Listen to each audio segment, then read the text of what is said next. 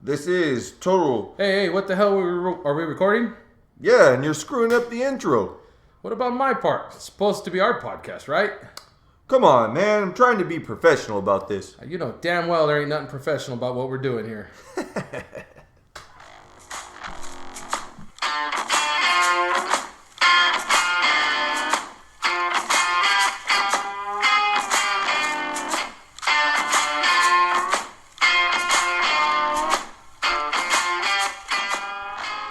Welcome to Totally Unprofessional. It's Manuel and Justin, his two best friends shooting a breeze about nothing and about everything. We're separated by 10 years, 2 points of view on every subject from 2 different generations. Listen as we talk sports, events, and anything else that might come up. There's nothing professional about what we're doing here, hence the name, Totally Unprofessional. Okay, this is episode 4. This is number 4. We're up to 4. Hey, thanks for the hits. We got like over 120 listens already on 3 episodes. So if you're listening, thanks for tuning in. Hope you're enjoying it. If you're not, it really doesn't matter because we're going to do it anyways. I would say we don't give a damn. But there is a comment section. We will read your comments. And any feedback will be appreciated. If you say something worthwhile, you may even get a mention on the pod. So with that, we'll go ahead and start the next. Oh, you know what? If you're listening on Podbean, there's actually a section you can email us directly, so I might start checking my email if I think people are emailing. If not, I won't check it. So, and if you're going to send me an email, don't send me some BS about you guys should talk about Trump or you should talk about Hillary. I don't want to hear that crap. Nobody's going to tell us what to talk about. If it's a worthwhile comment, we'll read it. But on the flip side, if you send something stupid, don't put your name on it because I will read your name. Because stupidity deserves recognition on all levels. But having said that, also, if you're looking for us on YouTube, search us under Totally Unprofessional Podcast. That'll take you directly to us.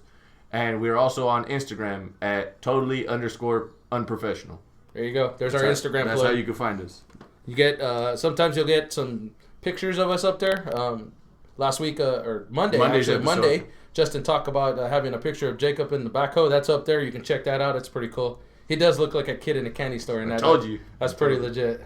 That's funny. I think that's funny though because I used to operate that kind of equipment and he's sitting in there and I'm thinking what's so fun about that? What's so good about that? But if you don't operate that kind of machinery, sitting in that in that chair, it's empowering. It's really empowering. So I get what he was happy about. He was the kid that sat in the Tonka truck when he was little. He was that kid. So okay, on an adult scale, that's a big deal. Yeah, that's a real big deal. So, but as we're recording this, the Spurs Thunder game is on right now. Spurs are up by 7. Cavs won earlier. Yeah. Of course, they're up 3-0. That's going to be a sweep. There's no reason why it shouldn't be. There's no reason at all that shouldn't be a sweep. I heard a valid argument earlier, but I don't know how much I believe in it. They were saying without Curry, the Cavs are actually the best team left. I don't know how much I agree with that. But, I disagree with that. I think there's a good Oklahoma team there. I think there's an even better San Antonio team. But for some reason, some people seem to think that the Cavs are the next best team outside of Golden State. And with Curry not playing tomorrow and the way Kerr made it sound earlier, he's probably not going to play Monday. So could get interesting. But then again, the more he's sitting, the more time he's got to recover. Yeah. So, and if it was just a minor strain and all that from a sweat slip. If it's me, I don't play him until they lose. You don't need him. I mean, what's the point? You know what I mean? And they can probably run through all the way to the finals before they really need it. Yeah. I mean, you could even work him back in playing minimum minutes, like slowly progressing him in the conference finals and so on. Yeah. Until you get there. I mean, it's Klay Thompson's doing a great job holding up his end of the deal with points. I mean, he had that streak of, what was it, 2 or 3 games in a row of at least 7 threes made. Yeah, that's crazy. I mean, and then you have the other role players in there, Andre Iguodala, Draymond Green, who's coming into his own, Sean Livingston. I mean, all these guys are doing their part. Festus Ezeli this series, good Lord. These guys are doing their part, so it's not really like they're dying to have him back. Yeah. I mean, if they're playing San Antonio, it's a different story. They're going to need him. They're going to need all that. But I really don't think that he's necessarily needed to be rushed back. Now, what about what Klay Thompson and Draymond Green are doing right now to add to their value?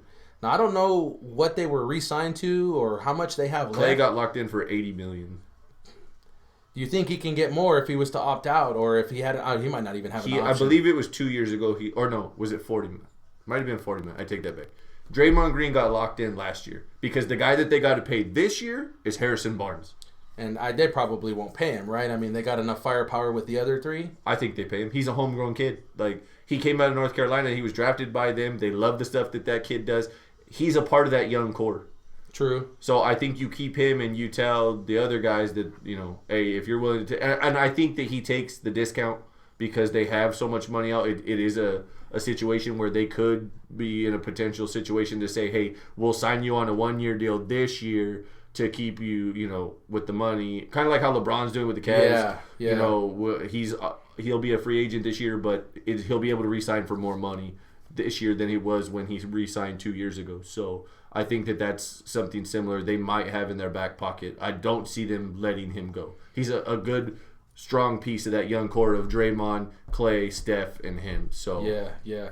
A little closer to home for us. I also heard something today. I listen to Mad Dog Sports when I listen to them pretty much all day.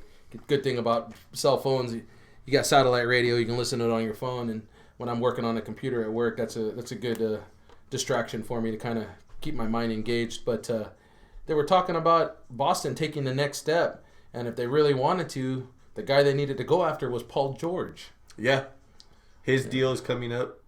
Yep. So that would be an interesting mix with that young group of players there in Boston. That could be.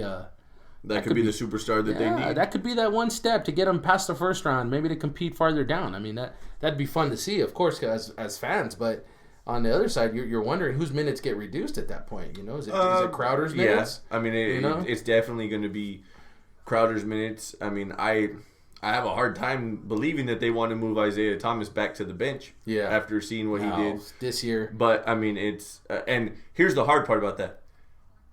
Avery Bradley's going to be healthy again. Yeah. So, does that mean that you start Isaiah at the point guard and move Marcus Smart to the bench? Probably. Because that Avery Bradley out, that started Thomas. Yeah. With Avery Bradley healthy, Thomas comes off the bench. And I don't think he minds, but I just think that that's hard to deny him major minutes after seeing this last stretch and into the playoffs. Yeah, because he started on the bench, and I think when they moved him into the starting rotation, I think that gave that whole starting group a bump, and especially when he's on, because when he's on, he's almost unstoppable. For being as small as he is, it reminds you of an old school Spud Webb when Webb used to take over games sometimes. It's just fun to watch someone that small be that athletic and outplay the big guys in the middle, just getting into the lane and getting up strong. It's pretty fun to watch. But, yeah, there's basketball, a lot of basketball, always a lot of basketball during the playoffs to talk. Yep, that's true. Tomorrow night, you got Canelo Alvarez and Amir Khan fighting. Who you got winning? Funny thing, I think being a boxing fan, not just on paper, but if you watch him, Canelo's the better fighter. But you can't deny what Amir Khan does. He's fast. He does have his power. And Canelo seems to tire getting late in the rounds, 9, 10, 11. If this thing goes late, I could see Khan taking a decision. Having said that, I did take a bet at work, just a little 20 spot, not much, but I did take Amir Khan on a knockout. And the reason I say that is they replayed the other day, or actually it was probably about a week ago, the Alvarez and, was it Bradley that he fought, I think? And no, it wasn't Bradley. Can't remember the replay I watched. Anyway, so I'm watching it, and I saw a lot of holes in Canelo's game, and that wasn't that long ago. So I'm thinking, Amir Khan is a skilled fighter, and he can do things that other people in that weight division can't. The consideration is they are fighting a little bit higher in weight. I think it's 154 they're fighting, or 156. But I could definitely see Amir Khan. It wouldn't be a shock to me if he won. I'm sure it would be an overall shock. I think he's a 2.5 to 1 underdog. But did you catch his comments about MMA? I did not. His comments about MMA was he would step into the ring with anybody and beat the piss out of him. That's a bold statement, man. And they are fighting at 154. 154. So that essentially, because in the UFC you have a 2 pound up and 2 pound down to make weight. So if you're fighting at 155, you can weigh in at 153 or 157. Anything over that, even a half a pound or an ounce, is not okay. So at 154, he'd be fighting lightweight, which is Rafael Dos Anjos. I'm sorry. Well, and I'm sorry that guy kicked the fuck out of you. I'm gonna tell you, it's ballsy when you hear boxers. Mayweather made a statement similar to that a few years back, and he hasn't mentioned it again because I don't remember who it was. Somebody called him out after that, and he backed down. I mean, I'm sure Dana White would have said, Mayweather, UFC, come on over if you think you can handle it. And especially being the money draw, and we talked about how the UFC fighters don't make as much. Yeah. You know, that probably would have been a huge payday for somebody, but, well, it would have been a payday for the UFC, not the fighters, which is why Mayweather never even considered it. But, I mean, it's ballsy of those boxers to say that because we talked about MMA fighters, man. Those guys are total fighters. It's not just a punch and move and run. Man, you're going to have to be able to defend your legs. If you get into a guard or a half guard, you got to be able to protect yourself. You don't just get to run and run and run, which, I mean, outside of maybe 2 fights, Mayweather did most of the end of his. Kudos to Pacquiao for still keeping it interesting on the tail end of his career. He'll still get in there and throw punches, but by and far, most of the boxers, they're pretty one-dimensional. You don't see a lot of lower body strength out of them overall. The bigger fighters like Canelo, he has a hard time with stamina, and I think it's because he's a little heavier down below. Okay, that being said, me being more of an MMA guy than a boxing guy, how do you sell me on this fight for tomorrow night? Like, what's the selling point that I need to watch this fight for? Unfortunately, with boxing these days, there isn't a selling point, and there aren't marquee matchups right now. The boxing world is kind of, it's looking for itself again. It's looking for people to draw attention back. If you go back 10 years ago, man, we had so many guys fighting. You had Eric Morales. You had Marco Antonio Barrera. You had Prince Nassim Ahmed. I mean, the lightweight Mayweather was a 130-pounder back in that day.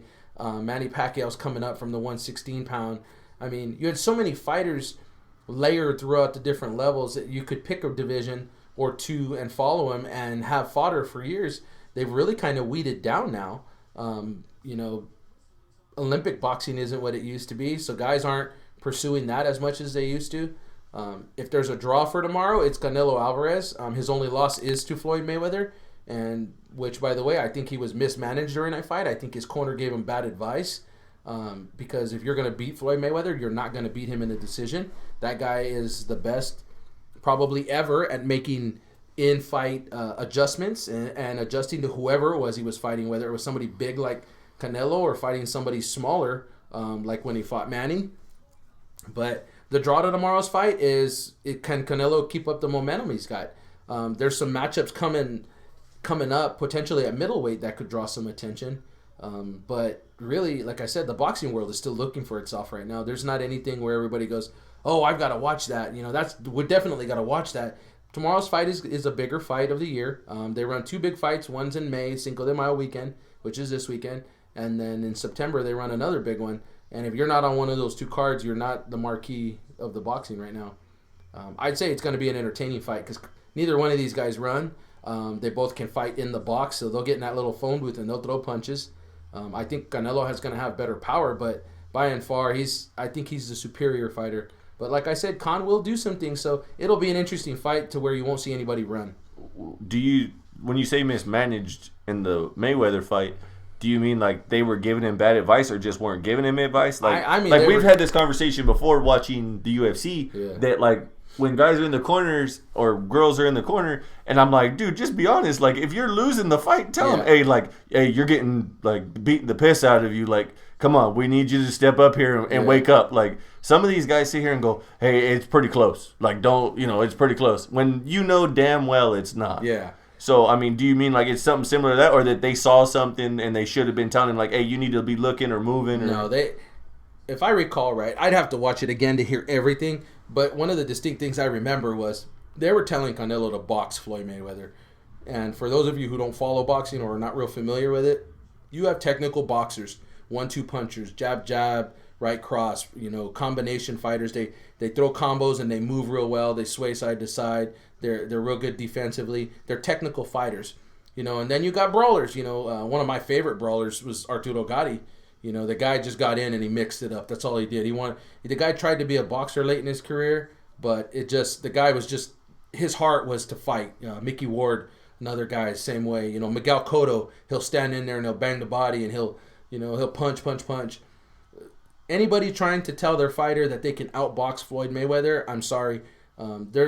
I'm a modern era boxing guy, so I don't have a whole lot of history boxing. But one of the most technical boxers I remember is Roy Jones Jr. in the late '90s. probably go down as one of the best ever. Mayweather he's potentially beyond where Roy Jones was. His skill to execute whatever it was. He did, when Mayweather fought Cotto, they did stand in a phone booth and they fought. But, again, you're going to come down to, I think Mayweather, as he got bigger, he did get better power. And Cotto had a little bit of a questionable chin if he got hit enough. And that's what happened with Mayweather, and then Pacquiao proved it again by knocking Cotto out. So, to give Sal Alvarez, Canelo's his nickname, to give Alvarez the advice to box Mayweather was just absurd. Everybody I talk to that knows boxing will tell you if Mayweather was going to get beat, it was going to be because, one, you were able to corner him, which nobody has been able to. The few times that he fights in the box is when he decides to, and I think he knows when the right time is and when the right time isn't. So you're not going to outbox Floyd Mayweather. The only way you're going to beat that guy is to pick 6 rounds, maybe 5, condition your ass off for that, and say, I'm going to go in and I'm going to hit this guy. Maybe not in the head, maybe not in the body, but you're going to hit his shoulders, his forearms. You're going to put everything into him and see if you can break him down to where his guard stops dropping, because that guy defensively was just phenomenal. He could move out of the way. He knew where people's punches were coming from. When I say the best at making in-fight adjustments, I mean the best. This guy, he could lose 2 or 3 rounds and then turn around and win the next 7 or 8 because he knew what adjustments they were going to make, what he needed to do, where he needed to be, if he needed to move more or less. The guy is just brilliant at it. And I'm not a Mayweather fan. I was waiting for somebody to whip his ass, and it just never happened. So you tip your hat to the guy and you say, hey, you know what? You went out on top. Good job, man. I waited for you to get your ass whipped, and you didn't. I did think he lost the first Castillo fight. I don't remember what year that was. I watched that thing over and over, and the best I can give Mayweather is a draw. I think he won that one, but proof of his technical expertise, he won a unanimous decision the second time. Just a master of the craft. Master of the craft. If that guy ever decided to become a trainer, he could potentially be maybe one of the greatest trainers just because of his knowledge. But just because you can do it don't mean you can teach it. So he could retire and never come back. Well, he is retired, but he could never come back and be regarded as one of the best ever. I don't believe he's the best ever. I think that still belongs to either Chavez or maybe Marciano. And if for those of you asking why Chavez I believe he was 86-0 before he lost his first fight. So when Mayweather hangs his hat on 51 or 52, whatever it is, it's 49 right now. 49-0. It's hard to say, yeah, you beat Chavez. Nah, Chavez fought any and everybody, and don't get me wrong, Mayweather did at some point, but I think if he fights Pacquiao even 5 years ago, I think it's a different fight. I guess it just depends on what angle you want to look at it. Okay. But yes, Alvarez definitely got bad. He got bad information during that fight that kept him. I don't want to say kept him from winning it. I think it proved that he wasn't capable of beating him. But I would have liked to have seen Alvarez beat him up a little more. Throw some of those hard shots that he throws, that right cross, that left hook. I would have liked to have seen more pressure put on Mayweather and go down swinging. I don't care if you get knocked out. I want to see if Mayweather can stand up to that kind of pressure from a big puncher. He did with Cotto, but Cotto was not the kind of puncher that Alvarez was. So, having said that, he didn't stand in the box with Manny, so hard to say he could have taken Manny's punch. We saw De La Hoya push Mayweather around, so that said, he could get pushed around if you were willing to throw the punches. De La Hoya at the end of his career just didn't want to throw punches anymore. Freddie Roach knew that when Pacquiao fought him, so he told Pacquiao to go out and swing. He won't swing back, and that's what happened. That's why he got knocked out by Pacquiao. But again, to say you're going to go in there and beat someone up and put some heat on them is one thing. It's like the UFC. I'm going to go out and I'm going to wrestle this guy and I'm going to out-wrestle him. It's another to go out and do it. So I don't think it's more of Canelo got bad advice. It could have just been too. Well, I think it was too. He just couldn't do it. Try cornering a guy that's moving real well, that's running from you, that's picking his spots. That's he did that. Fair enough. Well, it is Friday. Yes. And we do always, to this point, we've always started with sports. That's where this originated from, was our conversations about sports and our opinions about sports. Yeah. So we decided today to do a Flashback Friday and talk about some of our glory days and our achievements and our experiences in sports. Because it's our podcast, we can toot our own horn. So that's right. If you're snickering right now, just keep listening. You might learn something. Right. So I know a little bit about your sports history. Not a whole lot, but I know a little bit about it. So why don't we go back to kind of how it started? You know, like how you got into some of the sports you got into, which ones you actually like really got good at, and some of those achievements. Well, let's see. I was thinking about that on the way over here. I was like, okay, how far back do I want to go? I remember it started with me. Everything started with running. My dad used to like to run. So from getting an ass whooping or just running? Just running in general. It was fun. He used to like to run along the canal banks over in Orange Cove. Frank Kern Canal runs through the east end of the town. He used to like to run on the bank, so I would ride my bike. And as I got older, I used to like to jog and run. So the first racing I remember doing was actually cross country when we lived in Clovis. I believe I was a second or a third grader, I think. I ran cross country a couple of times out there.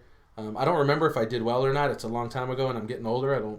I can't pinpoint memories anymore. But I do remember that was some of the first running I did. But the running stuck with me all the way through the end of high school. I got a lot of, I had cleaned out my Glory Day chest, and most of it's gone. I kept a select few things that I thought would be memorable for my grandkids to see at some point. But running pretty much dominated my sports life. That was what I liked to do. Anybody who knew me in elementary and junior high will remember me more for, that guy used to run all the time. He was a 100-meter runner. He was a 200-meter runner, whatever it was I was doing at the time. Some of my the bigger highlights of my running were in junior high. I won an area. We were in Lemoore. I won an area 100 and an area 200. I did long jump too. Well, for those listening, how many laps is a 100 and 200? You got to be specific. A 100 is a straightaway on a track. Basically, one of the straightaways is about 80, so they take it 10 yards back to where the bend starts, and it comes out to about 100 when they're done to get to the end of the raceway. 200 would be a half lap. Your 400 is a full lap. And then for those of you that like to go farther, 2 would be an 800, and then your mile is 4 laps around the track. So that's a condensed version. Of course, a long jump is you run, you jump into the pit. You got triple jump where you'll hop twice on one foot and then one time on your other foot and then leap yourself into the pit. So you play hopscotch into the pit. I played hopscotch into the pit for that. Well, actually, that used to be one of my favorite ones when we were living in Orange Cove. Was those hopscotch jump? I had a coach, Roger Trujillo. He was my coach of the Orange Cove track people. I don't remember if it was a club or if it was school, but he was the coach out there, and he was an alternate on the '76 Olympic team, and in Mexico City. So it was pretty cool to be taught by. I got taught by him for a few years until we moved to Dinuba. And I never won anything in Orange Cove. I wasn't the fastest kid by a long ways. I was competitive in triple jump, but it was never like anything serious. So we move over to Dinuba. Now, for those of you that don't know, Orange Cove is Fresno County. Dinuba is Tulare County. Well, when I got away from those kids, get over here in 6th grade, I started winning over here. So I started winning 100-meter Junior Olympics, 100-meter medals, and 200-meter medals, and long jump medals, and triple jump. It was funny. You took me away from those stinking Fresno County kids, and I started winning. But it was pretty fun. Through shot put, through discus, was pretty cool. I know I had the junior high shot record for a little while. I don't know if that's still up there, but I know it was up there when Janessa was a freshman. Okay. So it was pretty cool to see that up there, a little banner with my name on it. But the achievement of my track and field career is I have to double check this. So if someone's out there going, no, that's not it, I'm sorry, I haven't fact checked this. Feel free to go look that up and get back to us in the comment section. I was on a relay team in 1995, my senior year. It was myself, a young man named Enrique Felipe. Wait, hold on. Your senior year was 1995? 95 was my senior year. For those of you that don't know, that makes me 38. But wow. That was a ways back. That's old school. I can say I'm old school. That's pretty cool. Oh, yeah. I got a good story about old school. I'll tell you right after this. But anyways, so 1995, I was on a relay team. There was 2 juniors and 2 seniors on that team. Our leadoff man was a young man named Enrique Felipe, still a good friend of mine today. The second leg was a guy, senior, the other senior on the team, Mark Belknap. He was on that team. Yes, is the brother of one of the guys over there. Oh, okay. So, and then I ran the third leg, and then a gentleman named Caleb Parmenter, he was a junior. He ran the anchor on that. We had, pretty sure it's a school record because I haven't heard anything about it being broken. I know I had to call the paper and correct them one time when they said that the relay team a couple of years ago broke the record. All right, well, 1995 was a long time ago. It may have been broken. Well, they claimed a new record one day. I want to say it was 2 years ago. And they published like a 44.6, and I was like, I got your fact correction here. Look up CIF area meet in 1995. You're going to find 4 gentlemen on there with a school record there. We ran 43-1 that day in Bakersfield, and we took dead last. Dang. We took dead last. We set a school record and took dead last. And for those of you who know your history, but most of you won't because it's probably youngins listen to this, but 95, there was a couple schools here. The biggest one being Bullard High School had a team that was running a 40.7. I mean, just ridiculous. They had a young man named Steve Wolford on that team that was running 100 and like a 10.7 or a 10.8 or something like that. They had a 400-meter runner named Wayne Armour. I remember that guy. He was a tall guy. Real good. I know a lot of these guys, we grew up together running at different track clubs, so I knew a lot of them from junior high. But this kid, Wayne Armour, was running a 400 in high school in like 48.5 seconds. And I don't remember the other 2 guys on that relay team, but they were fast. But it's funny you say marquee. The marquee guy in the area that time was a young man named Marquise Hollowell. He was from East Bakersfield. He was running a 200. He clocked a 200 that year at 20.5 seconds. That's Olympic level 200-meter running. So we were that track and field era. I mean, some of the fastest guys. I remember a couple of guys from Fresno, Hoover and Edison. Another guy from Lemoore. Just guys regularly, should I say, ran 10.5 and 10.6 in that area. I mean, I thought I was fast, and I was running like an 11.2 or an 11.3 and 100, and that wasn't even on the charts back then. I always watch because I like to compare myself to the youngins these days, but my time would hold up pretty good these days. You know, I'd be on the chart days. I was not on the chart back then. So the real question is if you would hold up against some of those, or that time would hold up against some of those youngins, how far off of that time would you be now? Now? I don't know. You know, it was funny. A couple of years ago, well, it's probably been 5 years now, there's this kid at work. Caesar, if you're listening, this is our story. One day, I don't remember who was talking, but somebody said, "You're big, you can't run." I said, "Hey, I can still move for a big man, you know?" And they're like, "Oh," and so this kid, Caesar, comes up and he says, "I'll race you." And I said, "You'll race me?" "Yeah, we'll race 100. And I was like, "I'm down." So I started running for a little bit, got myself in running shape and sprinting shape, should I say, which is different from running shape if you don't know that. So we head out to Mount Whitney High School one day after work, and they got an all-weather track out there. He shows up. We actually had an audience of people from work there. There's bets being placed. Now, I never believed for a second I could beat this kid, but I thought I could give him a run for his money.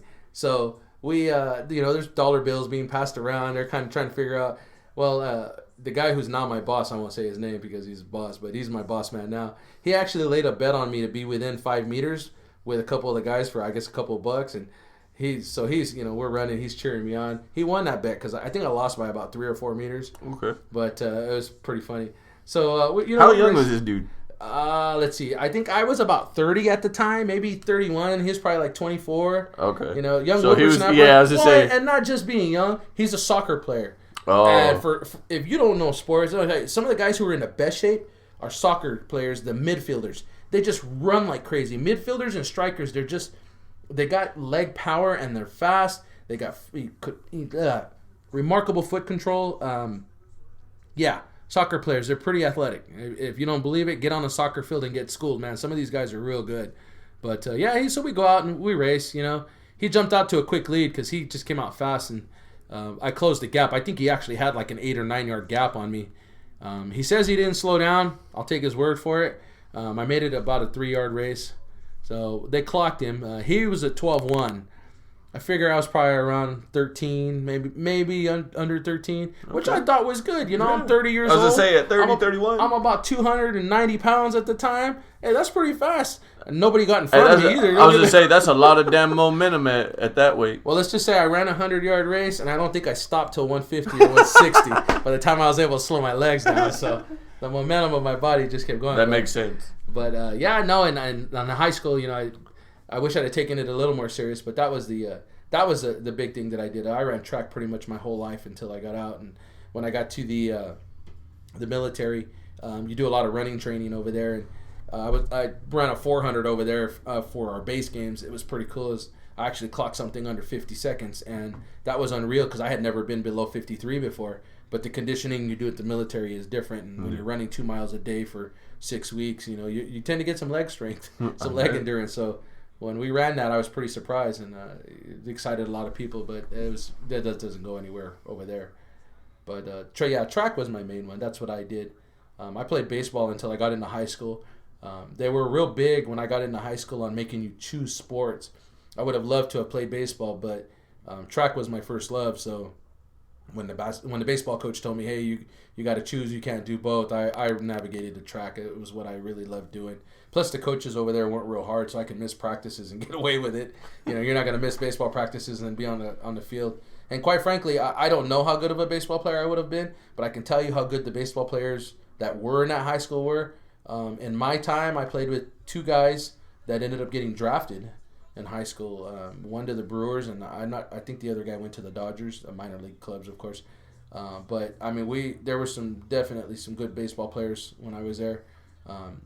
I believe they won a section title like in 1997, which was the senior group. They were freshmen when I was a senior. Good ball players from the city. There's a lot of good ones. You always hope that they can go on and do more, but life always throws curveballs at everybody. So I didn't play baseball in high school. I started wrestling. Okay, so here's another historical fact for you. When I was a 7th grader in high school, I didn't wrestle. Don't remember why. 8th grade. This is a great story. And anybody who went to school with me and wrestled with me in junior high remembers this because it was funny. Decided to go out, played my first Pop Warner football in 8th grade. It was fun. Lost some weight because obviously the football practices and stuff. Funny, the wrestling coach comes out and says, you should come out for wrestling. I think you'd do decent. I said, this should be fun. And I had a couple of friends wrestling. So I was like, all right, I'll do this. So I go out wrestling. Ironically, my weight class had nobody within, like 2 weight classes of it. So I wasn't in danger of being taken off or being cut or anything. I don't remember how many it was, but I know I lost a lot of matches to start. And I wasn't just losing, I was getting pinned. I mean, for those of you who were wrestlers, I was a fish. Okay, I was a fish. I got smoked every time I stepped on the mat. I remember one day after practice, coach comes over to me and he says, let's talk. And I said, sure. He goes, I know I told you, but maybe it's a good idea if you think of another sport or you try something else. I was like, are you cutting me? He says, no, we're too late in the season. I'm not going to cut you, but maybe when this is done, you could think about something else and, try, take your talents elsewhere. Well, talents, yeah, sure. You're going to tell an 8th grade kid that. But I went on a tear after that. I didn't lose a match until we got to the divisionals. And I ended up qualifying for a state tournament, me and 2 other guys. Give them shout outs here for historical references. Young man named Trevor Barbeau, he was a 7th grader. Another young man named Clemente Moreno, he was a 7th grader. And I was an 8th grader. So our parents packed us up. We headed out to Reno for the California State Tournament. Go out there and wrestle. So here's the historical fact for you. I was the 2nd person from the junior high to ever medal at the state wrestling meet. The first guy did it before me because he was 3 weight classes before me. So me and Clemente actually placed wrestling over there. He took, if I remember right, he took 4th and I took 6th. For those of you that say, 6th place, well, here's the deal. We went up there. I was supposed to wrestle 145s because I was at they changed the weight classes. I wrestled 149 all year. I was supposed to wrestle the 145-pound division. Well, fat boys got to eat, so I ended up weighing in at 147, didn't make weight, but the option they gave you at state was because you were there, you could bump up. So I bumped up into a bracket that was full. So what happens when brackets are full? You got to wrestle to get into the first round. Ooh. So I had to wrestle to get into the first round. I wrestled 6 matches that day, finished 3-3, but I did finish 6, so it was a pretty big bracket. The young man that won my bracket that year actually ended up being a good friend of mine until he was killed a few years back. But it's funny the friends you make in an event like that where there's an elite group of guys there wrestling, coming in. I did fairly well in high school. Unfortunately, I had an injury my freshman year in football that I didn't let heal correctly, and it ended up costing me my senior wrestling season because I just couldn't finish. Too much pressure on my shoulder. Who knew that would become an issue as an adult? Just couldn't finish, huh? Yeah. Well, you know what? Finishing is not the issue. It's staying going. That's the issue. But, that's wrestling. Football, like I said, I started playing in 8th grade. I was track runner all the time. Somebody saw me running out there. One of the coaches, I don't remember which one, said, you should come out for football. I asked my dad if I'd go play football. Went out, played Pop Warner. Was one of the fastest, I think, on the team, if I remember right. And again, I played with some good football players on that team. That was when we mixed with Orosi. So we had some Orosi kids on the team and Danubi kids. That was one of the last teams to go undefeated. We went undefeated that year and won. At the time, it was called the Sequoia Division title. Didn't lose a game all year. A real good mix of kids on that team. And actually, we had a kid from Kingsburg, if I remember right, on that team too. But that was pretty fun. I played football all the way through high school. It was fun. I played with some great football players. One of the kids at the high school was asking me the other day. He said, "Did you play football?" I said, "Yeah, I played football." "No, I don't remember you." I go, "Well, you wouldn't remember me. I played with a lot of, I don't want to say big names, but I played with a lot of strong athletes in my not just my class, but up and down in my class. Some shout outs to some of the guys that were some of the studs. I mean, you had Javier Rodriguez playing a safety. Steve Verdeen played a mean middle linebacker. A good friend of mine, Sonny Delgado, played nose tackle linebacker for us until he broke his leg our senior year. Brian Patterson back there at safety. Caleb Parmenter was a good receiver. Carlos Barbosa, oh man, was one of the fiercest hitters I remember. That guy played middle linebacker, and get this, quarterback. They transitioned him to a running back just because he could mow through people. It was pretty fun. A young man named Mike Hutchings, again, a phenomenal middle linebacker, running back. Paul Polanco, phenomenal running back. I played with a lot of good athletes. James Bueno, lineman. Fernando Marquez, lineman. Just some phenomenal athletes we played with. We weren't known for a superstar, but collectively, I mean, we were good. My freshman year of high school, I hate to bash the high school, but my freshman year of high school, the team went 2-8. The varsity team, it was pretty ugly. Sophomore year, they went 0-10. Ooh. So we're coming into varsity our senior year, and they're just like, yeah, they're just going to be walkovers. But we brought up a JV team, if I remember right. We were like 8-2. We were pretty good.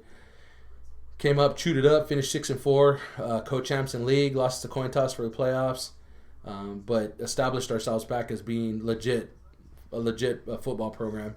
I think we went 5-5 my senior year. We finished 3-2 in the league. Tried champs with Exeter and Corcoran. Again, lost the coin toss, but it was fun. They're not a lot of heyday stories with football, but again, I played on a team where there wasn't really just a standout superstar. It was a bunch of good players on the team. So collectively, we were awesome. Individually, we were good, but together we played real good ball. But I think that was all. That was all I did. It's funny. So I ran track, I played football, and I wrestled. So now I'm an adult and I coach golf and basketball. I don't know how that happened, and if you might want to check with the athletic department and that's why they hired me for those two. But I coach in the two sports that I didn't even play. But it's fun. Keeps you learning, keeps you young. Very true. You always keep learning. That's a Flashback Friday for sports. I wish I could remember everything that I won. I know baseball when I was young, I was a standout, but it was mostly because I was going to say probably because you're bigger than everybody. I was going to say I was bigger. Somebody was talking the other day and they were saying, "Hey, your son, he's pretty big." I said, "Yeah, but he's still a little smaller than I was at that age. He's 2 inches shorter still." I was 5'9", running around as a 12-year-old on the Little League mound. And I remember my mom having to carry my birth certificate everywhere because they were always wanting to pull it out and say, "Hey, he doesn't look." And it was funny, we were talking about the other day, the Dominican, the Puerto Ricans. But I had to have my birth certificate everywhere. It didn't matter where we went because I was bigger than everybody. And I hit a lot of home runs in Little League. Not that that counts for anything, but, just got to stick the bat out, get the bat on the ball, and that'll take off. It takes care of itself. That's such a small field. But that's your Flashback Friday sports for me. Those are my heydays right there. Okay. Not bad. Not a bad lineup. Can't be mad at that. If I have to go back, I don't remember exactly having it, but there's a photograph that my parents have in one of the photo albums. I'm probably like 3, maybe 4. And it's in the front patio of the house, and I'm shooting a basket, and the basket is like what would be equivalent to a Fisher-Price basket now, but it has Michael Jordan on the backboard. Nice. And it says Jordan Jammer. So if anybody out there can find a picture of that or can actually find one, please let us know. That's a piece of memorabilia right there. The Jordan Jammer. Jordan Jammer. I'm pretty sure you can check eBay for that. Yeah. When I was coming up, my dad. He liked football, so naturally I like football. That was a big deal. And then, so it was one of those things. That's not the one. That's not the one? No, that's not the one. It actually had him like shooting on it. They went ahead and just kind of said, hey, if you want to play sports, it's up to you. In school, I just, just like the other kids, I kind of learned how to play, kickball and flag football and all that. That's the exact one right there. Found it.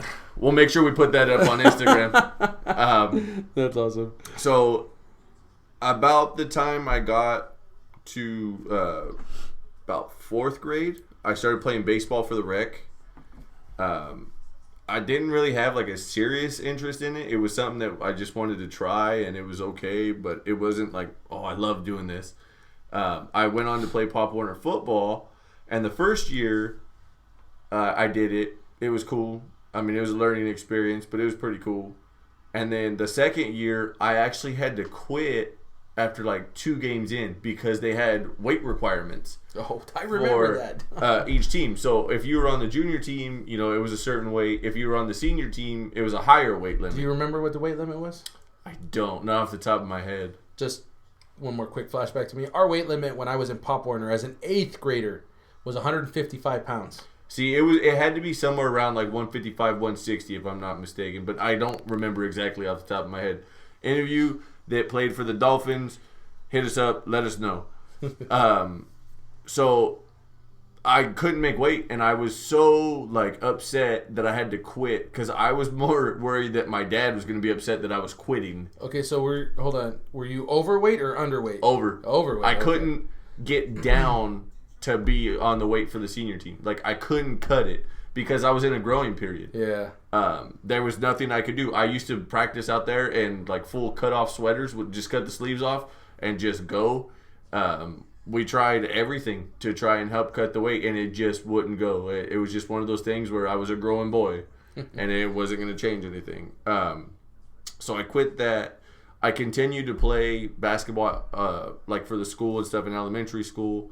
And then I got to junior high, and in 7th grade I played flag football. I was one of the quarterbacks, and then I played basketball, and basketball was cool. That was like the first time I'd ever experienced an injury. We were in a tournament, and I split my lip right down the middle, my bottom lip, and I was all panicked because they were telling me I was gonna have to get stitches. And one of my good friends' mom actually like ran to the store and picked up like butterfly tape and stuff and like patched me up to get through the rest of the tournament. Nice. I wound up not getting stitches. I wound up just letting it go because I was being a big old chicken. Then I actually played baseball for my 7th grade year. But I was, like I said, I was in that growing period the year before. So when I grew from the time of like 6th grade to 7th grade, in the summer I grew 6 inches. Damn. And every night I'd be at home just aching. My knees would ache. My back would ache. I'd be crying because it hurt so bad. Well, in 7th grade, I was taller. Just a quick question. You stopped at 6 inches, right? So when I was playing baseball, I was taller than a lot of those kids. And those kids couldn't pitch with control at that age. So I got a lot of balls that wound up going wild towards my head. Oh, man. And I just chose it. Like, like I said, it was something I tried when I was older, went back to it. It just wasn't there. 8th grade, I did football again, and I had slimmed down. By that point, I had slimmed down because I had stretched out. So now, like, if you look at the picture from my 7th to my 8th grade year, you can see all the baby fat in 7th grade. And in 8th grade, it just all, like, falls off. Played football again. Instead of doing basketball, the guy who was the coach was kind of a jackass. And so my buddy didn't really, he really wanted to play. He was a taller kid, too. He was a bigger guy. Gus, if you're listening to this, shout out to you, buddy. He wasn't really a big basketball guy. And he found out that, hey, I know some people that are wrestling. And he was like, dude, you don't like this guy. I don't like this guy. Let's go wrestle. So that's what we did. We decided to join the wrestling team. I wound up going all the way to state. Nice. I weighed in at 153, and I was wrestling 165. Oh, damn. Because the kid that was 155 or 153 had been wrestling since he was like in 4th grade, and the coach was like, sure, you could have that spot if you could beat him. Yeah. And I went in there, and that dude threw me around like a rag doll, and I was like, nope. And they said that the progress that I was making was good enough that I should have been playing wrestling on a regular. Yeah. So he was like, well, we have an open spot, a weight class ahead of him if you're interested. And lucky for me, I mean, I'll be honest, like, it was my first year doing all that stuff, so when it came down to it, a lot of times in tournaments and stuff, there wasn't too many people that actually were like there at that weight class, because that was a bigger weight class for that age group. For that age group, yeah. So a lot of times I got buys, or I wrestled the same damn guys over and over again. So when we went to tournaments and stuff, I became friends with like guys from Kingsburg, guys from Salma, you know, like the local guys, because I saw those guys every weekend. And if you've never experienced wrestling tournaments, they are far different than any other sports tournament you go to. Oh, yeah. You are up at 4 a.m. to catch the bus. You go and you weigh in, and if you don't make weight right out the gate, you can get buck naked on the scale if they think that your clothes are the difference. And if they're not, they will tell you, hey, put on the trash bag. They'll tell you put on the trash bag and go run the track. You got to take a shit, go do it now. Yeah, you got to go take a shit, you take a piss, you do what you got to do to try and cut down that weight. And many times there was dudes that did that. So in the Valley matchup that I had, there was a guy that he was probably like shoulder level to me at the time, and he was a lot heavier than I was. He was a legit 163 kid, and my coach was working with another guy. He wasn't working with me, so I kind of had to go in solo, and my coach kind of came in mid-match. And through the first period, it was kind of even, like points-wise. Like, he wasn't really smoking me. I wasn't doing anything special. And in the third period, I don't know why, it was like the most basic move I remember. If you're a wrestling person, you know this move, the Cobra.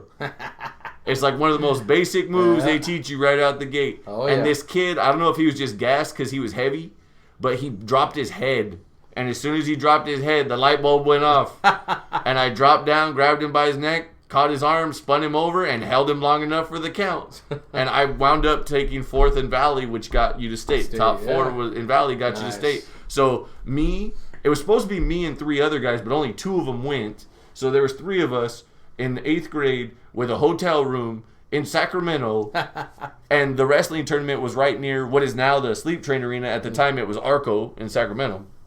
Went up there. Our coach couldn't even go. We had a teacher that took us. And one of the guys that was on our team that made it, the kid that was actually the weight class below me, that was the guy that I had to beat to take his spot that whipped my ass, he had become familiar with one of the girls from Selma. And they were there for the guy that was in his weight class was just as fucking good. And he was there for the state tournament too. Well, she was there supporting her boys. And we have a hotel room. We're in 8th grade. There's also a jacuzzi at this hotel. So, like, he's getting phone calls and stuff. Because, yes, we had cell phones, but it wasn't as extravagant as they are now. All you used them for were phone calls and text messages. Because if you got a picture, it was pixelated. There were no colors in the phone. It was legit either like a neon green or black and white. That was it. And she would call him and be like, hey, come down. We're down here in the jacuzzi. There's a bunch of us, blah, blah, blah. I'm like, dude, you better not go. He's like, no, I gotta go. But the interesting thing was, like, they were like, dude, you made state. I got smoked.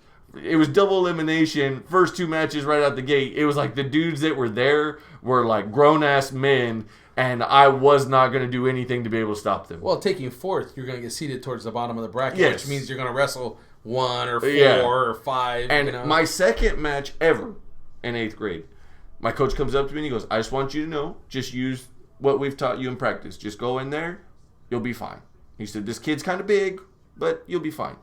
This kid had a 8-pack and full-grown cut arms. Like, I looked at this kid and was like, this kid's on the juice. Like, somebody needs to check this kid, right? So I go in there, the kid goes, and knowing now what I know about wrestling and that kind of stuff, like, he was toying with me. Yeah. Like, he literally would shoot on me and then back up. And then shoot on me, take me down, and then stand back up. And just take the points. Yeah. And I was like, oh, like, I'm getting out of this. I'm getting up. Like, no, this kid was backing off me. False hope. Well, the last time he shoots on me, my dumb behind grabs him around the waist and locks my hands. One of the worst things you can do if you don't have the power to throw the guy. Just lock your hands, yeah. So what's he do? He stands straight up and suplexes me straight down. Woo. Then pins me. I tried to bridge. It didn't work. He pinned me. Like I said, this dude was a grown-ass man. Comes up, shakes my hand afterwards. My ribs are just throbbing. I don't know what's going on. I go see my coach, and my coach goes, oh, by the way, that kid won state last year. I said, thanks a lot, dude. And he goes, well, I didn't want to scare you. It's your second match. Yeah. So I get on the bus. A week goes by. My ribs are still bothering me. I'm trying to stretch it out every practice. Things aren't going right. Finally, my parents go, dude, you need to go to the doctor. I go to the doctor. I separated 2 ribs and cracked 3 of them. Oh, brutal. I was like, oh. So finished with wrestling.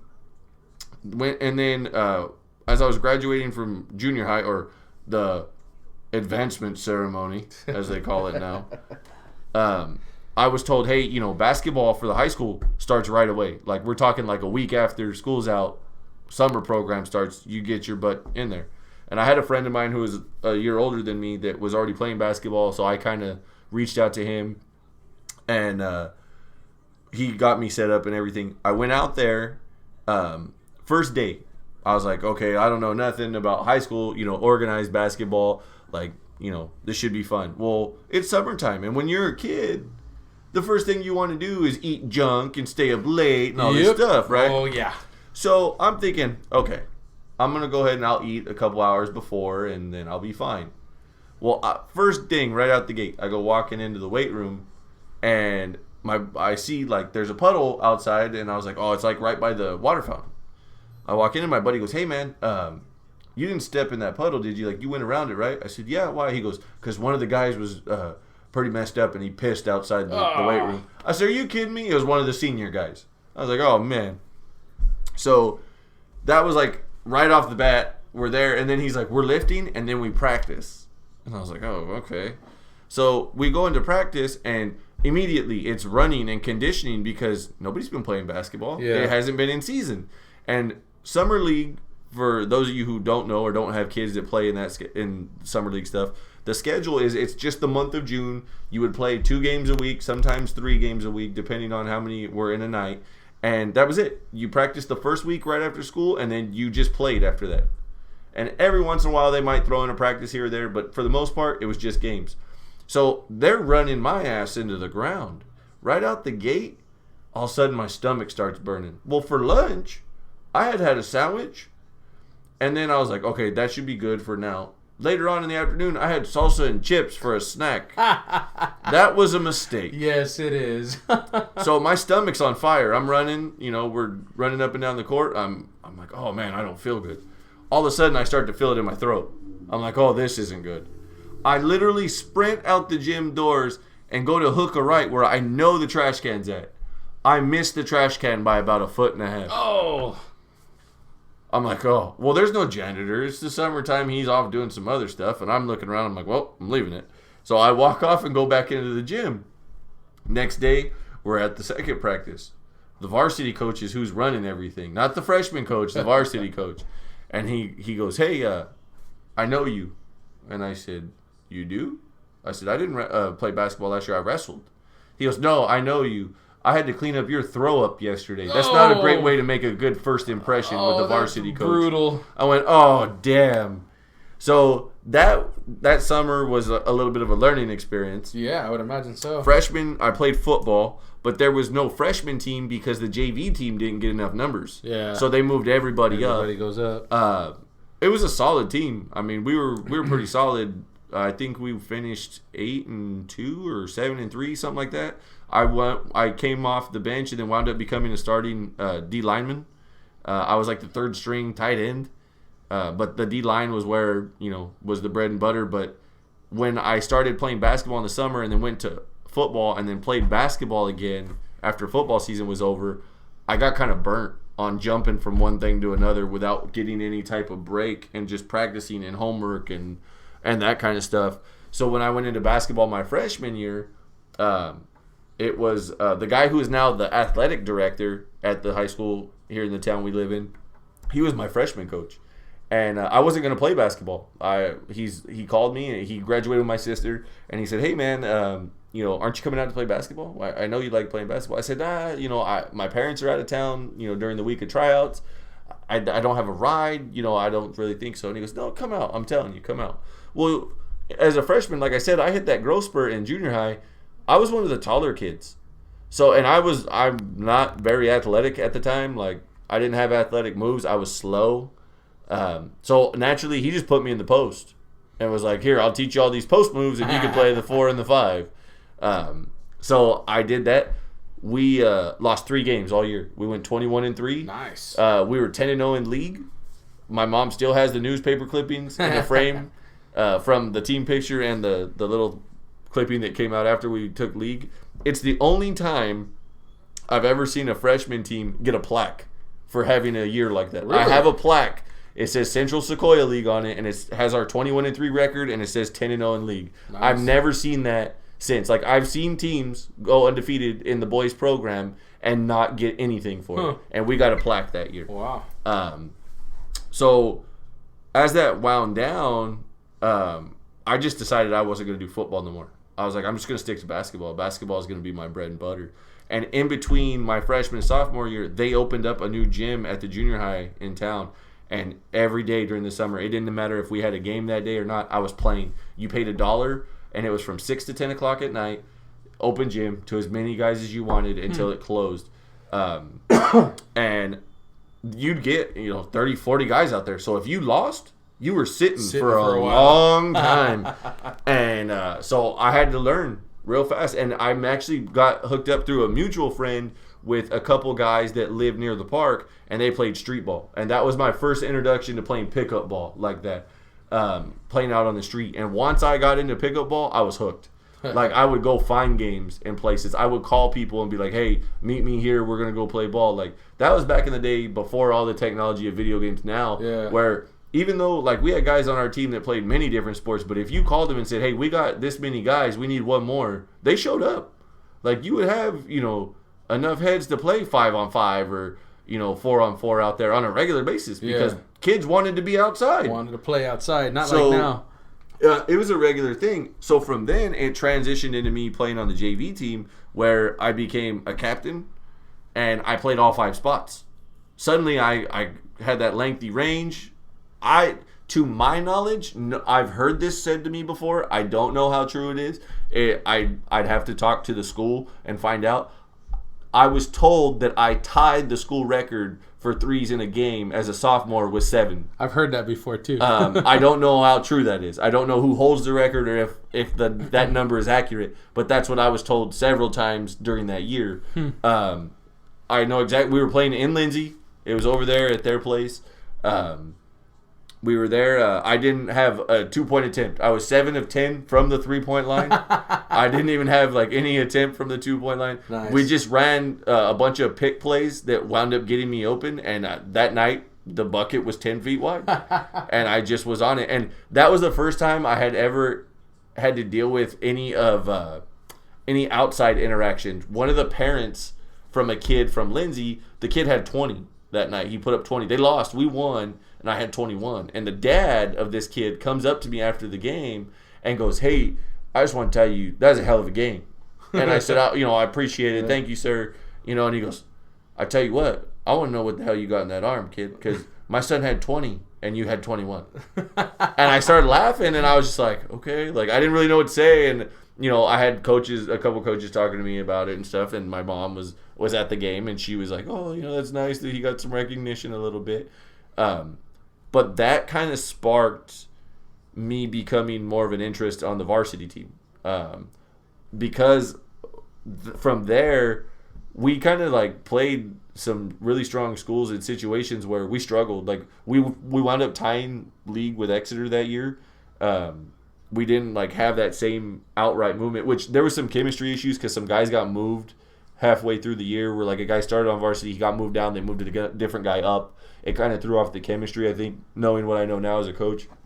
But we still tied for league at least. And I finished getting what they call, it's the Emperor Award is what they call it at the school, is what I got as a sophomore as a captain. Then as a junior, I was one of 4 juniors on that team because they had so many damn seniors. I didn't play very much as a junior. I came off the bench and it was like sporadic minutes here and there. We had a kid who was on the junior Olympic team for Mexico. His name was Hey You, and that's exactly how it was pronounced. I thought that was a joke, and they were like, "No, really, that's his name." The coach legitimately treated him like he was God's gift to basketball. He was about 6'4", who could shoot on the 3-point line, but he could post you up like nobody's business. Oh wow! And he was, and, if you know the small town we live in, size is everything. few and far between. Oh, yeah. And it's everything in our league. If you have some size, that you got some skin in the game. And this kid was one of the biggest kids in the league, and so the offense revolved around him. During the summer, he broke his foot, and so we didn't really we played without him, and we did fine during the summer. Well, he was healthy during the year, and it cut a lot of guys' minutes. Yeah. It caused some problems, so we didn't really like pan out very much. My senior year, I was a captain. We went to a camp at Santa Clara, and the first thing we do when we walk in is we see 2 pictures. One was Steve Nash, because that's where he went to school, with Santa Clara. Nice. And the other one was Brandy Chastain. Do you know who that is? That's the soccer player. Yes, the soccer player that is not known for being the chick that was on the World Cup team with Mia Hamm that won the World Cup. She's being known for she's known for taking her jersey off and flexing out in a sports bra. Kick. Yeah. She went there, and that's the photo that they had in the case. Really? Was her with the jersey in hand, flexed out in the black sports bra. Yeah. So we went there. It was an experience that I had never been to because we stayed in the dorms. They videoed our shots. They went through our shots just like as if it was college. Like you watched film, you did all this stuff. You played other schools from out of state, all this other stuff. When we got into the film room, my shot at the time was dubbed best follow through in the camp. Nice. So that was cool. I got to have that recognition. The year started, and I was like I said, I was a captain. And then the night before my first game, my grandpa passed away. Oh. And so they were like, if you don't want to play, you understand? I was like, no, I'm playing. So I played. We got smoked by 20 by Kingsburg, and my whole family was there. Oh. Brutal. So that one was a little tough to swallow that night. Yeah. I came back.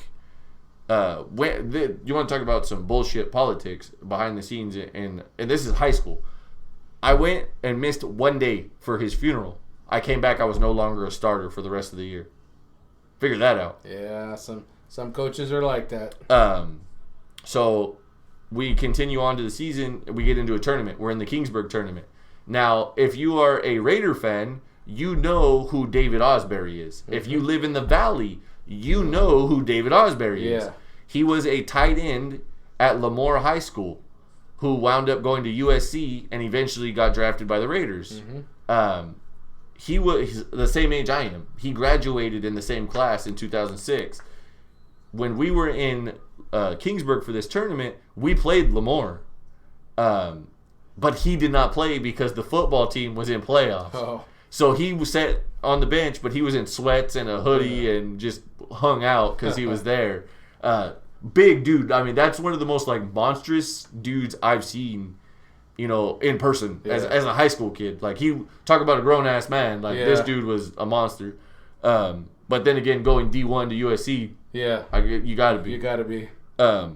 So we put up 107 on Lemoore. Nice. Gave up 97, but we put up 107. That same tournament, we get into a fist fight with Fresno High. One of the kids on the bench was jacking his jaw back and forth with a kid, which you know me long enough to know that I run my mouth when we play. But once the game's over, and I leave it there. I don't say anything personal. I run my mouth, and that's how I get going. Well, this kid and this other guy from Fresno got into it bad enough that the kid looked at the guy on our team who was sitting on the end of the bench because the game was over. We were going to win. And he looked at the kid on our bench and goes, "Oh, yeah, you guys suck." And he goes, our kid on our bench goes, "Yeah, we still beat your ass, so how bad do you suck?" Soon as the horn went off, he decked him with a right cross. Oh. The whole team jumps up. Well, Fresno High had a bunch of Samoan kids that were like, if you don't know about Fresno schools, like Fresno, McLean, you get the leftover athletes, sorry to say it, and essentially the hood rat kids, and that's what you got in that group. So that kid we literally got ushered out because we were in a standoff and guys were throwing punches. Parents came down and got squared up on the floor with other parents. Wow. And so the game that we had for the championship game was supposed to be at 7 o'clock. Well, they had Fresno playing right before us. They decided that because we had an engagement with, I think it was like formal or something, they were willing to move the championship game to 4:30 in the afternoon. So they moved our game up, and we're playing, I want to say we were playing Kerman. Early second quarter, I go for a steal. This guy puts his head forward, and I split my eyelid wide open. Oh. I don't know it. I'm sweating. It's like, whatever. And I dive for a loose ball, and I just hear this whole crowd go, like the air got sucked out of the place. And I was like, what the hell? Blood everywhere. Yeah, well, it was all over my neck. It was running down in the shoulder of my jersey. Like, I just thought it was sweat. Like, I didn't think nothing of it. So they stopped the game. They walk over to the kid that I hit heads with, and the kid had blood on his forehead. And he goes, "Hey, dude, you're bleeding. You got to step out." And the kid wipes the blood off with his hand and goes, "It's not me." They look over at me. I got all this blood running down my ear, my neck, all this stuff.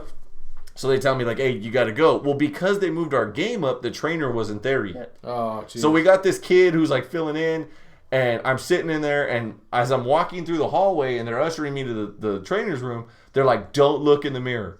Well, what do you do when somebody tells you don't do something like that? In the mirror, the first thing you do is look in the mirror. I look, and you can literally see the light coming in through the top of my eyelid because it was split so straight across. Oh, wow.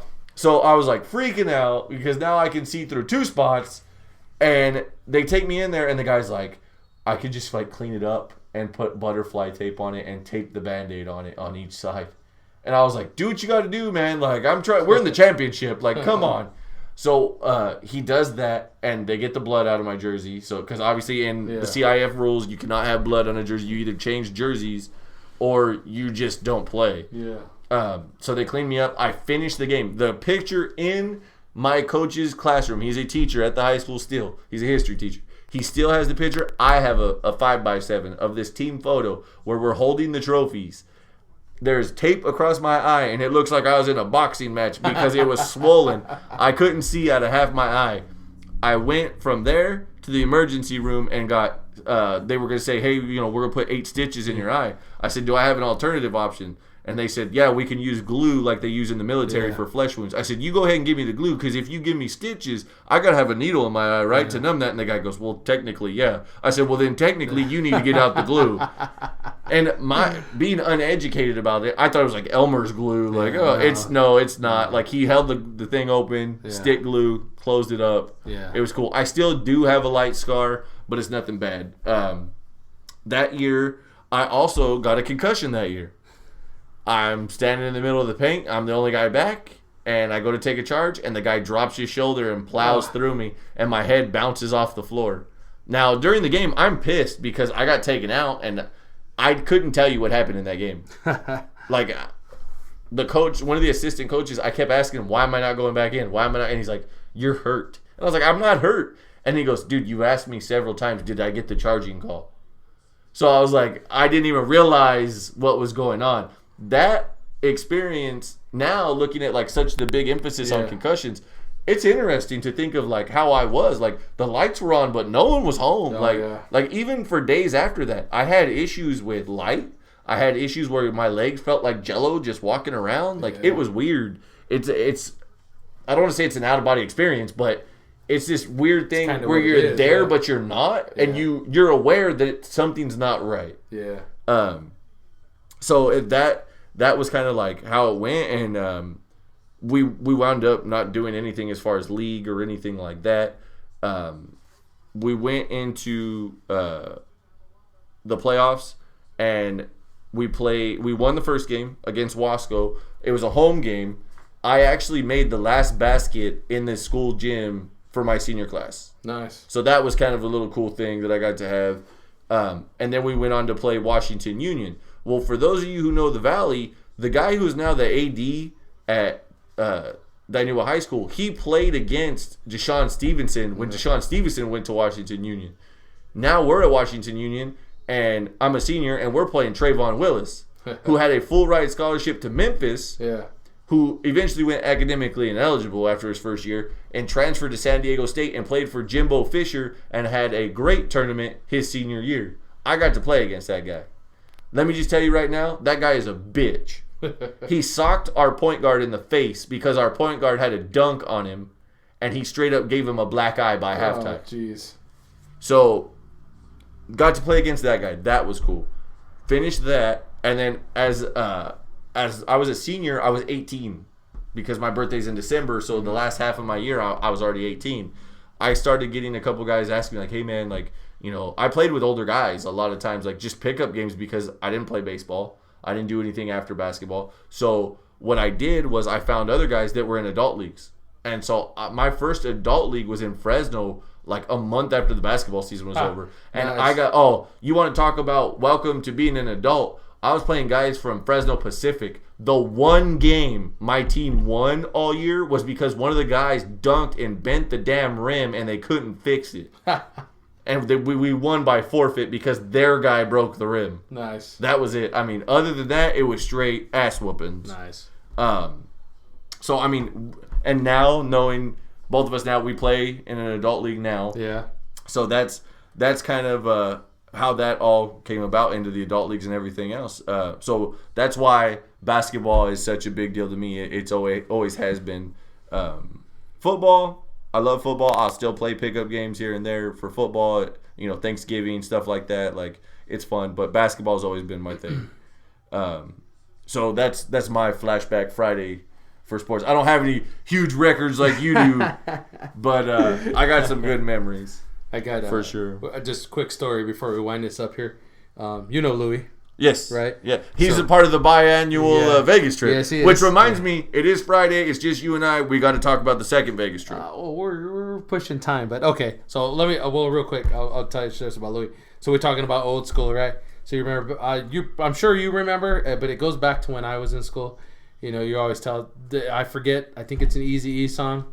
It's the D's Nuts joke. Oh, yeah. So you tell them, hey, they're looking for you. Who? And you say, D's Nuts. Yeah. So Louis been getting everybody at work for like the last week and a half. He just came up with it out of nowhere. Started it out of nowhere. You know, he's been getting everybody, and I'm laughing because it's funny. You know, because they're like, who? And he gets all into it. He gives his little slang, D's Nuts, you know. So we showed up at work today, and we pulled into the parking lot at the same time. And he's got a bodybuilding.com shirt on. Not an official sponsor, by the way. So was it the one from when we went to the San Jose Fit Expo? Okay. So we're walking over. I was like, hey, what's up, man? He's like, oh, so we're talking a little bit. We get up. I was like, bodybuilding.com shirt, huh? He's like, you know it. So at that point, we walk into the office, right?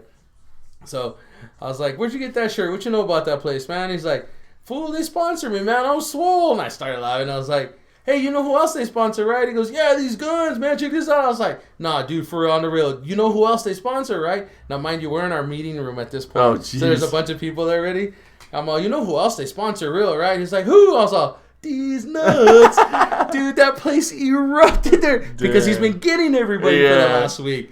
So I was like, oh, man. He's like, oh, you got to come at me like that? I was like, oh, dude, you left it wide open, man. You got to let me get it. The like one that was hot, like, These Nuts was funny in high school, but there was another one where you would yell the dude's name or the girl's name. And if it was like you, they'd say, hey, Manuel. You'd be like, what? Nothing, just hoe checking. that was a hot one back then. How are we on time, tech guy? Where are we at here? A minute and 13 seconds. A minute and 13 seconds? All right. An hour and 13 minutes. Oh, an hour and 13 minutes? All right, so we got to make this one a little bit quicker then. Okay. So... Well, how about we just intro it and we'll finish it. Okay, that's fair. fair. We'll finish it on Monday. Okay, so the second Vegas escapade, as the first one was called, Super Bowl. was Super Bowl 2 years ago, I believe. Last year. No, it wasn't last year. Because it wasn't this year, it was last year. It was 2016. Or 15, sorry. It was 2015. Yes, it was. You're right. Yeah, You're right. It was 2015. That was the Seahawks and the Patriots. Yes. Okay, yeah. The famous or infamous, it should have been a handoff to Marshawn Lynch, and they threw it, and it was picked off. So the idea was that Super Bowl weekend was cool. We didn't have any skin in the game because neither one of our teams were in the game, and we didn't care. But the UFC fights were that weekend, and we had never been. And that was the return of Anderson Silva. Yes. Yeah. We had gone to the boxing match already, so we were like, okay, what's next? Well, the UFC. Neither one of us had been to the UFC fights. So Silva was coming off the broken leg from Weidman. Yeah. And Nick Diaz was his opponent that night. I can't tell you who the main event was without looking it up. I don't remember. That was the main event, wasn't it? I don't know who the co-main event was. Without looking it up. You got me curious. Curious now? Yeah. So I get the call like, hey man, like we're talking about doing this. We're talking 4 days again. I'm like, okay, well how many of us are going? Well, now it's me, you, Louie, and our friend Fernie. So we're like, yeah, we'll go ahead and like it'll be the four of us. We'll stay at the Luxor. We'll do it up. Okay, cool. So on that Friday was the night that you had to check in. Oh, before that, we get to the airport. And our flight's delayed. Oh, it got delayed. 3 That's right. hours. 3 hours. A 45. Well, it was an hour at a time. It was an hour the first one, and then an hour and a half the second one, and then like 30 minutes the last one. The flight's 45 minutes. Yeah. We're sitting in the airport. We could have went to Vegas and back twice. Yeah. If not 3 times. So we wind up drinking in the airport. I get dumped beer on my leg by the waitress. Yeah. And not only am I like, I don't really like that, Fernie's like, dude, what the hell? Like, he's literally lit about this. But we were drinking, so it really didn't matter. And the tab that we ran up was a solid tab. Yeah. But that waitress was horrible. Yes. I mean, everything from dumping beer, everything to, what else? She just didn't check on us. We got the wrong food. I mean, it was bad. So we ran up a huge bill. And it was safe to say that lady didn't earn a tip that evening from us. So the other fight that night was Woodley and Gastelum. Oh, wow. Think about that. Like, knowing them now, we didn't realize who they were then. Yeah, we did That's not. crazy. I remember Joe Lozon. Yeah. That was one, being on that card. So the idea was to do that. But that Friday, you got a phone call. That was the night that they called you from golf. We've talked about this before. Yeah. That they were like, hey, dude, like you won player of the year. Last year, you would be interested in coming to like an appreciation dinner or whatever. I don't even remember what they called it. They offered me, they extended an invitation to go and be not an honored guest, but like a guest. Get in. They were having like a soiree at the golf course where I had won just like a couple months earlier. It was about 6 months ago. It was 6 months to that. Yeah, so I was like, that'll be cool. Different Vegas is a little, well, I thought was a calm atmosphere. Turned out being a little bit more than I really wanted. So that was like the first night they were like, hey, you're on your own. Like, just go. I was like, you know what, guys, I'm going to take off over here. You guys go out and do whatever you're going to do. So that Friday night, the Friday night was us hanging out, and then Louie's bright ass idea as a DJ was like, we got to go out to a club. I'm not a club guy. Like Fernie will get down, but like he said the same thing. He's like, I'm more of a bar guy. Like I'll have some drinks and watch some sports and just kind of hang out. I don't need to be at a club. And I was like, that's me. Like I'm in the same boat, dude. Like I'm not gonna dance. I'm not that type of dude.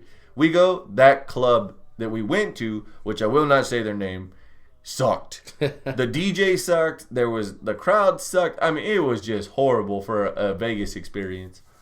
So that's Friday night, so right? we finish. We get in. It's like 3:00. That was Friday. Yeah. Saturday, I got woken up at 6 a.m. by you by me coming in the door. Yeah. So I wasn't supposed to come back. Well, I was supposed to come back the night before, but I had drinks, and I was like, I don't know. I didn't want to take a taxi because it was a long way. The limo driver was already kind of like didn't want to leave, and so it was kind of like, oh well, we'll see. Yeah. But we'll stop there for now. Yes. So this one's to be continued for Monday, and trust me, you're not gonna want to miss what happens in the next 3 days of this trip. So we'll finish that on Monday. Thanks for listening again.